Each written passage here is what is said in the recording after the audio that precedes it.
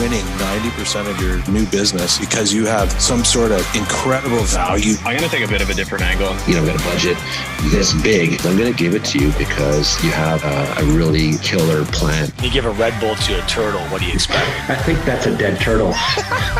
So let's move on to... E-Rig. Cheers. Cheers. Cheers.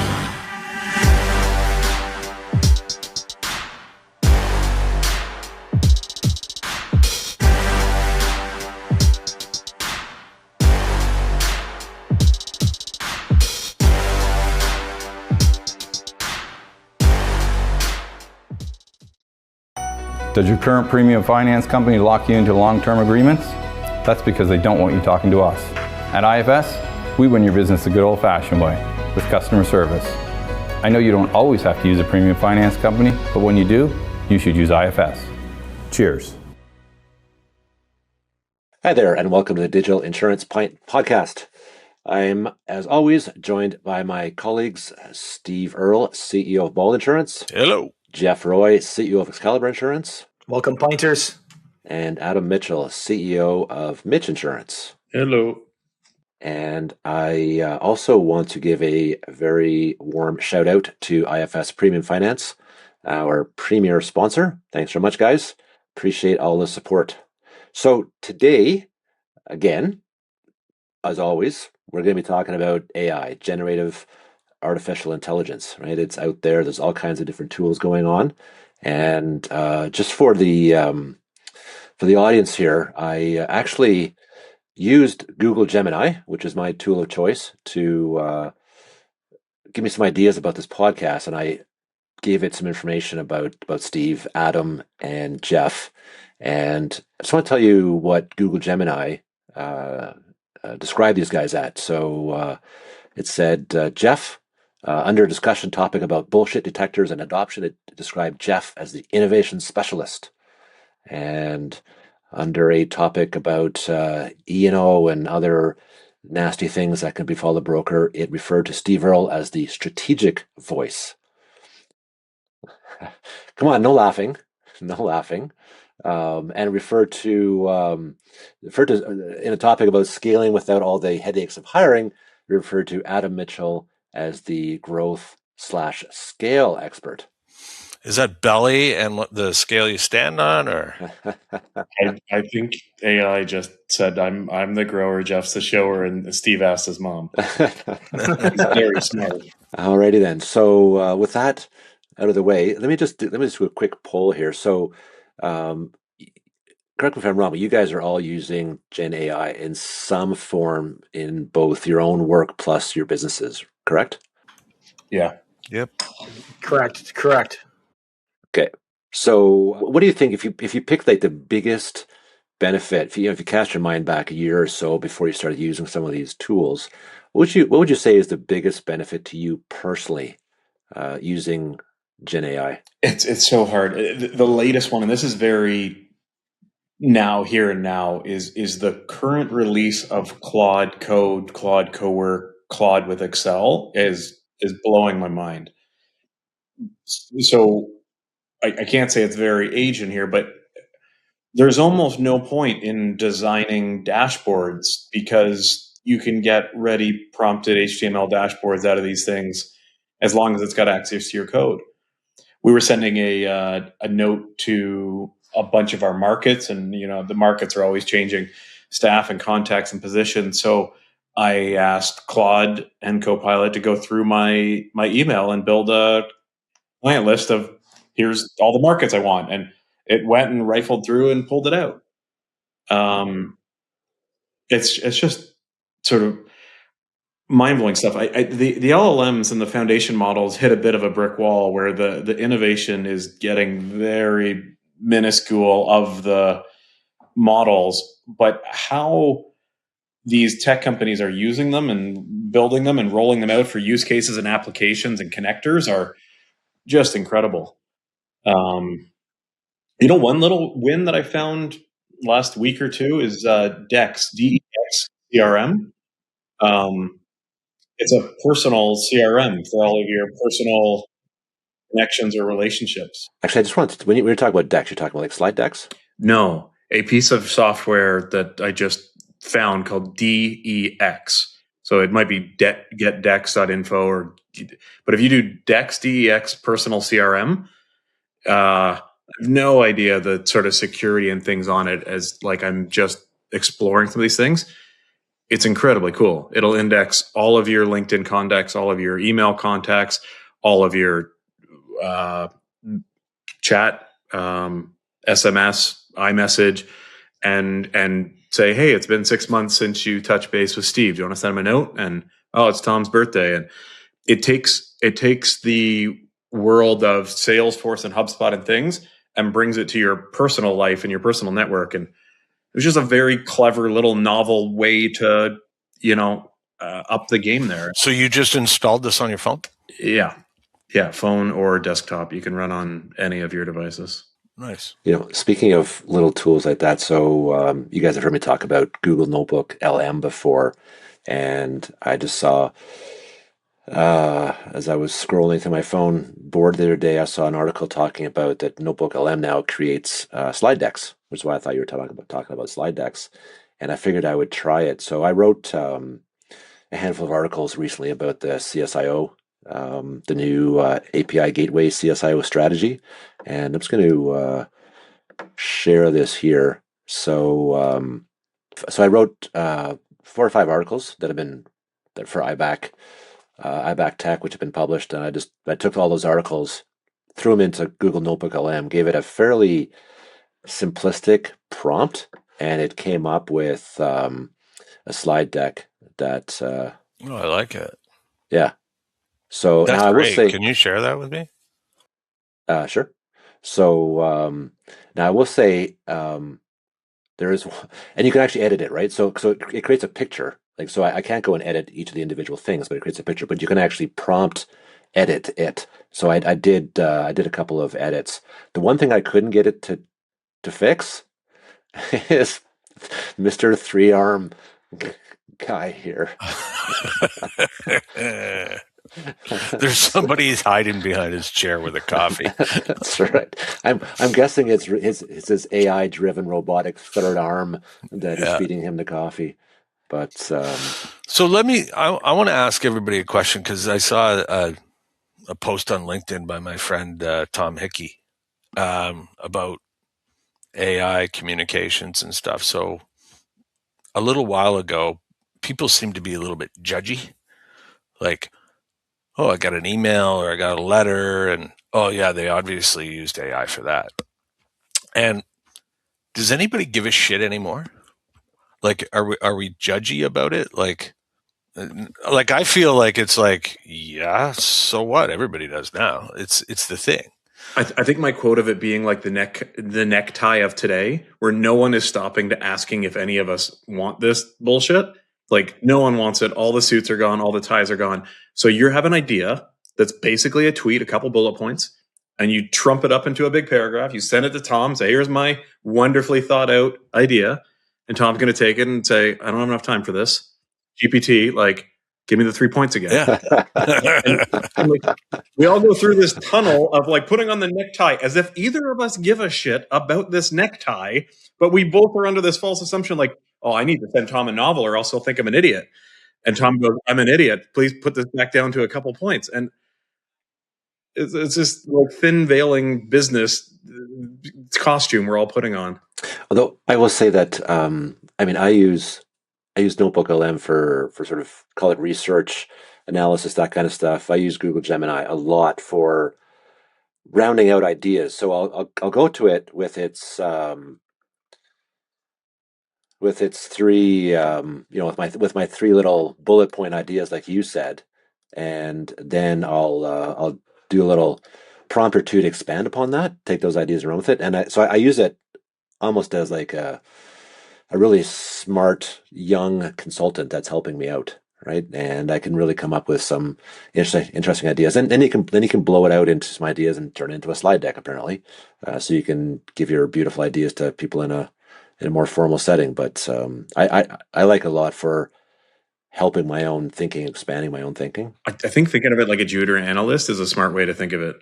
It like you can't really unleash these things into the wild without checking the work or pieces, and there will still be mistakes, but the amount of stuff it can get done to take your idea and put it into real life is you can just think a new thing every day. It's crazy.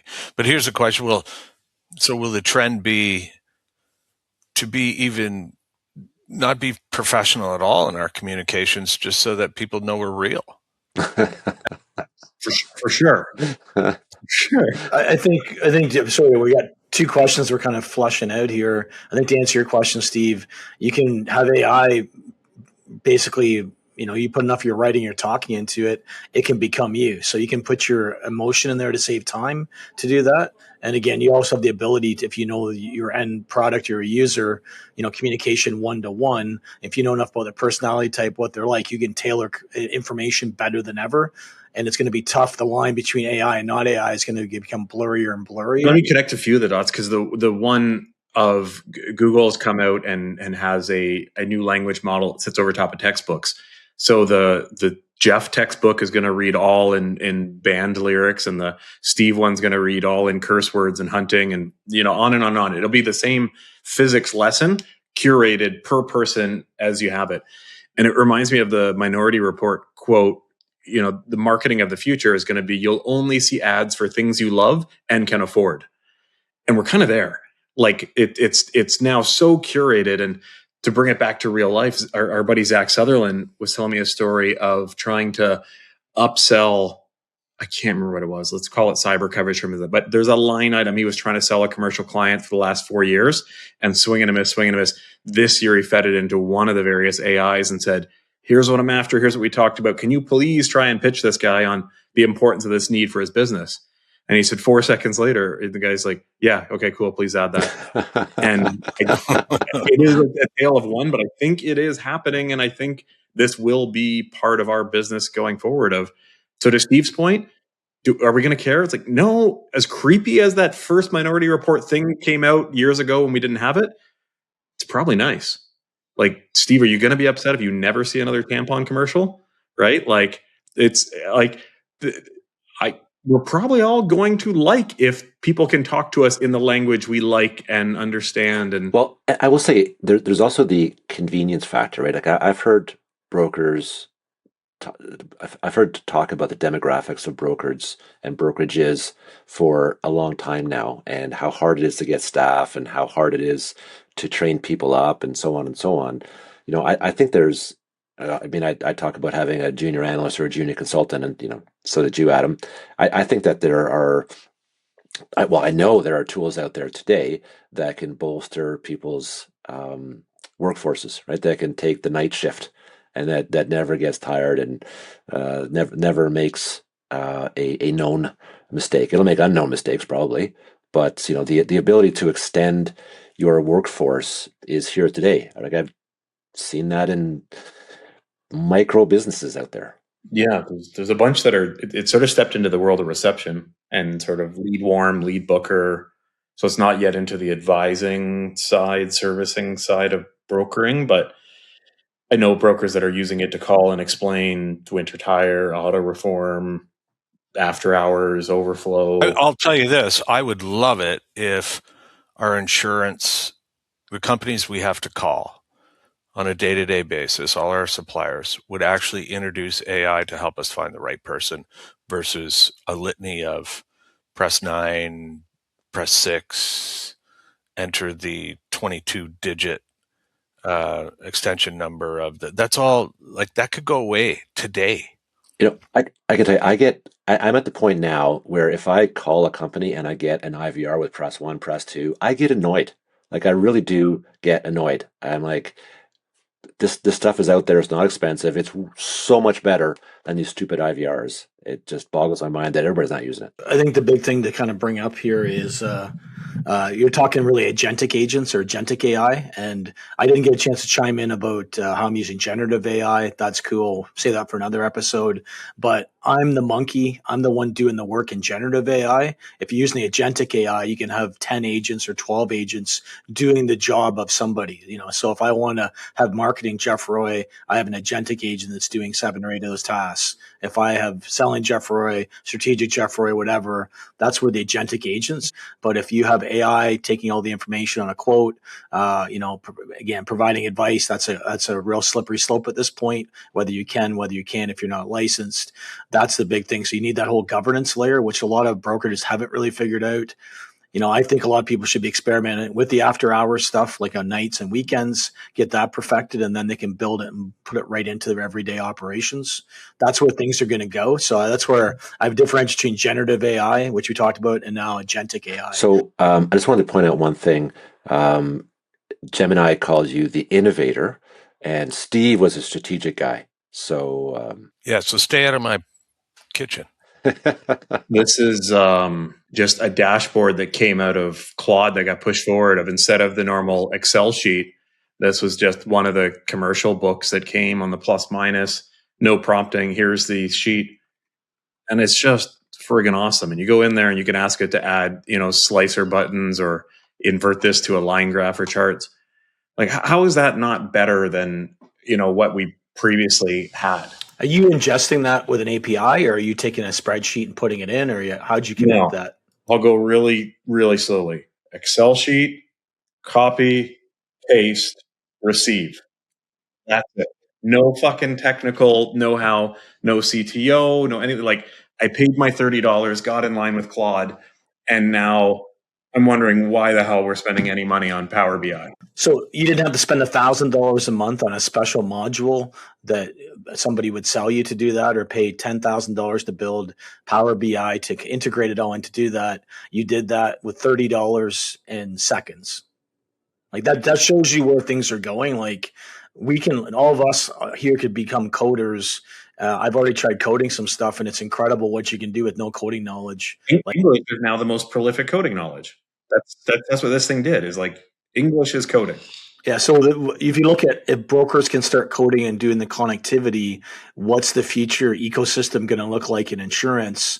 What is the shelf life of what's out there right now? Like software, we all saw software took a big hit. Brokers took a big hit for valuation because somebody, I think we talked about it last episode, about somebody had put in quoting Insurify or somebody right into ChatGPT. Again, it was completely overblown. I don't buy that.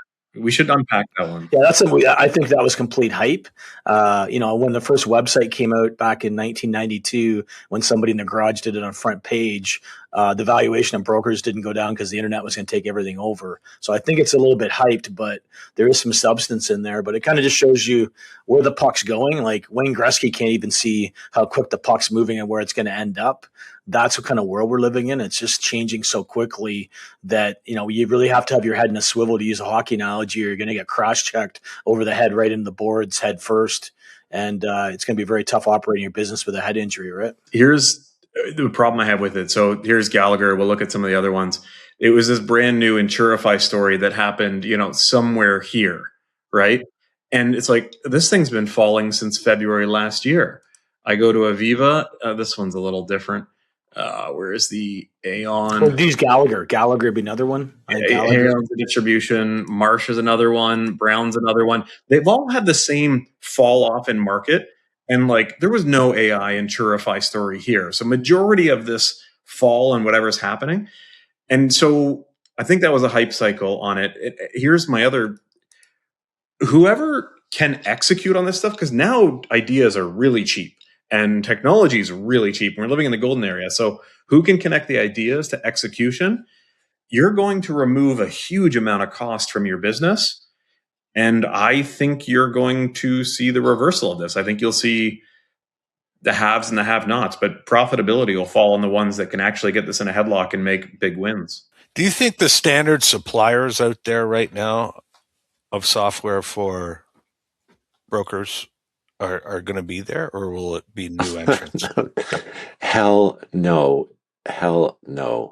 Like, I have seen announcements from the the bigger BMS vendors to the Canadian market about their AI work, and I was underwhelmed, to say the least.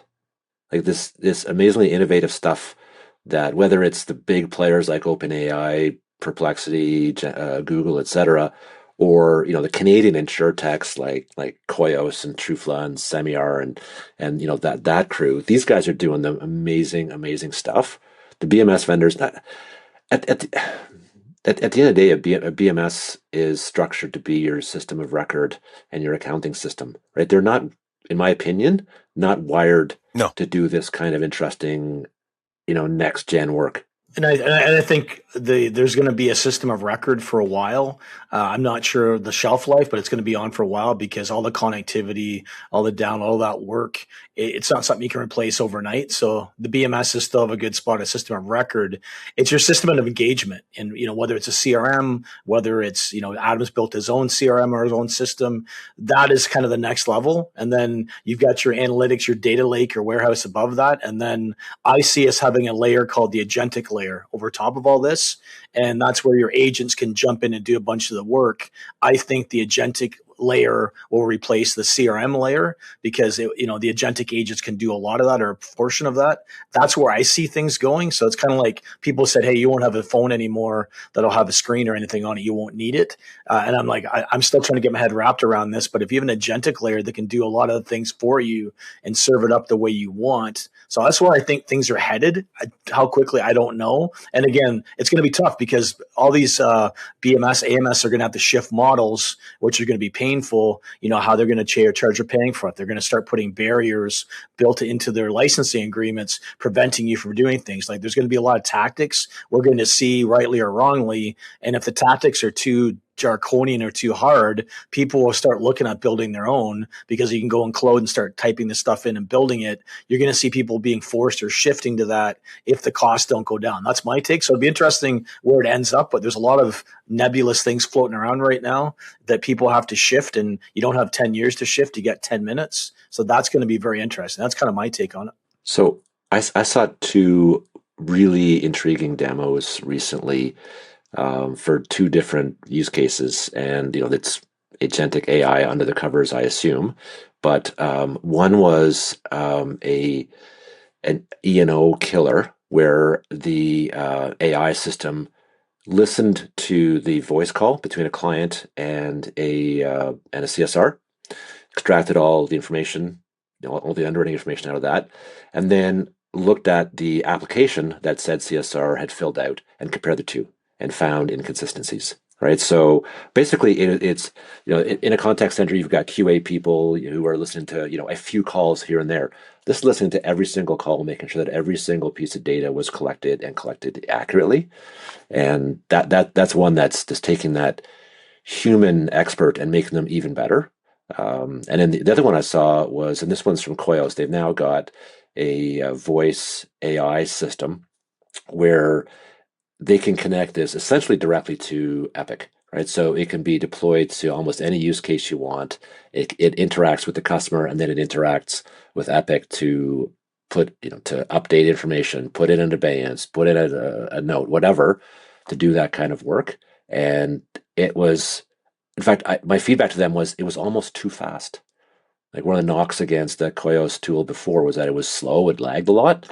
It actually, I felt a little bit rushed as someone talking to it now. So this technology is getting better and better and better, and more capable. Here's a bold prediction for you: is that you connect those tools to the nth degree, the cost of E&O falls down and down and down and down because the frequency is going to go down. Things will be buttoned up. They'll all be fully audited from workflows to ingestion. What's going to be uninsurable? Cyber insurance. The amount of open doors that everyone leaves because they're vibe coding their own BMSs and this, that, and the other, and Russia walks in, and the amount of exposure is going to go up. The amount of fakes are going to go up. The amounts of convincing on voice, text, and email agents, who's salivating at this is all the bad actors that get to target guys Steve's age and just drain their bank accounts through scams. Yeah, I think it comes back to the same thing. Is the biggest challenge for AI in any system is having clean data. And everybody's got messy data, bad downloads. Steve, remember data destruction? Wiping our stuff out in BMSs. Oh, it's still going on. Back to your point, Tom, about people not keying the stuff in. Like right now, you have AI voice and you've got dynamic voice that should be able to inject that or compare it into an app. And people right now are like, well, we don't want to do that. People are against it. That's one more barrier. And then you've got, my friend's got VAs, Chris Paradiso, who you met on the podcast. He's got 6, 7, or 8 VAs that audit all his work every day to make sure his data is correct, right? So I think AI could be doing the audits and cleaning all that stuff up, and a lot of things could be run in the background. But if you get clean data, then you can actually start doing the agentic agents and doing all these magical things. If your data is terrible, you can't do this kind of thing. Well, there's a term that came out, I think, early in the computer era, which was garbage in, garbage out. And now it's, it could be updated to be garbage in, absolute shit show out. I have 2 agentic coders going here. I decided while we were talking here, I was going to build a BMS.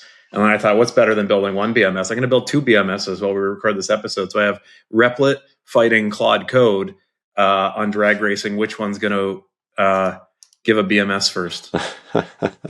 So I was screwing around this morning with a challenge with Facility and Nordic. Like 95% of the policies issued by Nordic are not the price that we told the customer it was, and so there's because there's so many parties involved in the interpretation. Applied gets the manufactured rates from Facility. They interpret it and type it in. Nordic does the same thing into an old legacy system, and then we send an application over, and they say no, it's wrong. No, you're wrong because we don't use Applied. We use Nordic. Da, da, da, da. So I said, well, you know what? Why don't I do this? So I took the Nova Scotia Facility underwriting manual and just threw it into chat. And then I took my son's dash report and his whatever, and I threw it in there, and it gave me the appropriate rating and cited the rules associated with the rating, because he had an accident, whatever. And then I said, oh, okay, cool. How much should his premium be? And it told me. Like, and this was only a couple hours ago, and it was my first try. Like, I just created a rater in about 3 minutes there. So AI can do it. Why can't our insurance companies and rating vendors do it after a 10-year or 20-year legacy curve, and AI's figured it out in 3 minutes? Is there a problem there? Just throwing it out there. That's like, I don't know how you can't figure out Facility rates. Commercial, I get it, because you have to throw 5 dice and throw a bunch of darts and come up with a number. And there's so many variables, but personal lines should be static, as you said. I don't know where the interpretation is lacking, right? I do have to say though that the first price that it gave was way, way, way off because I didn't stipulate a few things. So he's driving a pickup truck. It instantly presumed without my prompting that this should be a commercial. It was like IRCA. I was like, no, it's personal use. And then, but it was very, very interesting that like it all at 10 minutes a couple hours ago when this happened, right? So now my mind is racing about, how do I create a checker essentially that filters it, and when the policy's issued or something different, I'll go, no, we're right. You say we're wrong 90%, 95% of the time because we use Applied Rating Services versus your system. We're actually not. We're using the manual now, and you're wrong. So fix your system. So this leads me to an interesting question here. If you had to think of a reason why a brokerage would not jump into some of these tools with both feet, what would it be? Why? Cost. Okay. Cost and fear. Okay. So cost. I mean, I get cost. What's the fear part? What would these theoretical people be afraid of? I don't know. It goes back to this whole thing. Like how wide's my tech stack going to be? Like your tech stack itself could become unmanageable. You'll need AI to manage all of your AI. I think the biggest problem is people don't know where to start. They're overwhelmed. Yeah, that's part of it. And again, the problem is the last time I learned, if you want to learn to swim, you can't learn to swim in the shore. You got to jump in, and you got to keep it simple. Like everybody's just like, oh, I'm going to start off. I'm going to build a CRM tomorrow on Claude. Maybe start off with something simple, like how to use generative AI. Like that's something. If you're not using generative AI at all at this point, you're almost becoming a Luddite. Like the way the world's shifting, you need to be able to at least use generative AI. And the good news is anybody can use it. My 90-year-old dad's using it right now. He has no problem doing it. So it's not difficult. So if you look at AI models, somebody did it coming up with a GDP val. So out of 100 tasks, how many tasks can AI do better, generative AI do better than people? And on insurance, out of 100 tasks, guess what number it's at right now? 84. It's somewhere between 65 to 70 right now. So right now, and I'm not saying it's doing it right now, but that's the number when every model comes out. If you look at GDP val, that's kind of how they're identifying, because as you try and get to artificial general intelligence, the AGI, the holy grail, they're starting to look at, hey, as we get closer and closer to the AI do more and more, that's kind of a stat to do that. Now, I'm not saying they're saying it does things as well or as good of, if not better. So I think the big thing is we have to sort out as brokerage owners is where's our identity? What should humans do? What should AI be doing? And that's changing, but we need to figure out there's certain things that AI is way better at than we are, like checking the new old policy, going through thousands of policies, listening to every one of your phone calls and finding out who's following scripts. There's a whole bunch of things that it can do at mass way better than us. But when it comes down to getting an underwriter to write something or dealing with a difficult claim or building relationships with people, AI is not going to take that over. So it's a matter of figuring out what those lanes are and pivoting and adjusting your business. That's going to be some of the struggle of what's going to happen moving forward. Here's breaking news. Here's the latest release of the newest BMS on the market. So was that Claude or the other one? Replit. Replit got first across the finish line. Here's the different users I can have, and like we could just talk to it about different sections we want to add to it. Awesome. Okay, so Adam, I want to ask you a question, and I think this may bring this episode to a close, but. So we talked about why you shouldn't let fear hold you back, right? And when I look at some of this vibe coding, one of you guys mentioned it earlier, right? I mean, I worry about the infrastructure you're going to host this on. I worry about security. I worry about the architecture of your database, all that kind of stuff, beyond just the code itself. But so as someone who just coded a BMS in the last, how long have we been recording for? 35 minutes. What are legit things that people should be afraid of or cautious of or aware of when they're putting these tools or using these tools in their businesses?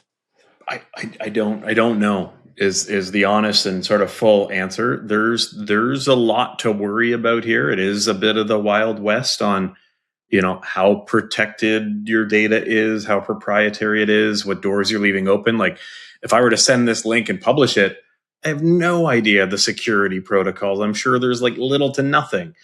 So I think keeping it internal, keeping it small and baby steps, but that you are playing the game and iterating in the shallow end, like Jeff said. The ability to take your Excel sheets and be querying it and dashboarding and looking at your data is incredible, because even the shittiest of the BMSs out there will give you an Excel sheet. And so then you can start applying some intelligence to that mild analog output. I think you can start putting up marketing material that's curated exactly for the program you want to pitch, exactly all of your team that's presenting in the leadership meetings or whatnot. As you can really elevate your output of your reporting and standardize it all. I think there's a lot of places to play with this internally and figure out what it is and isn't. And I think we're living through a bit of a technology golden era. It's pretty incredible what's happening.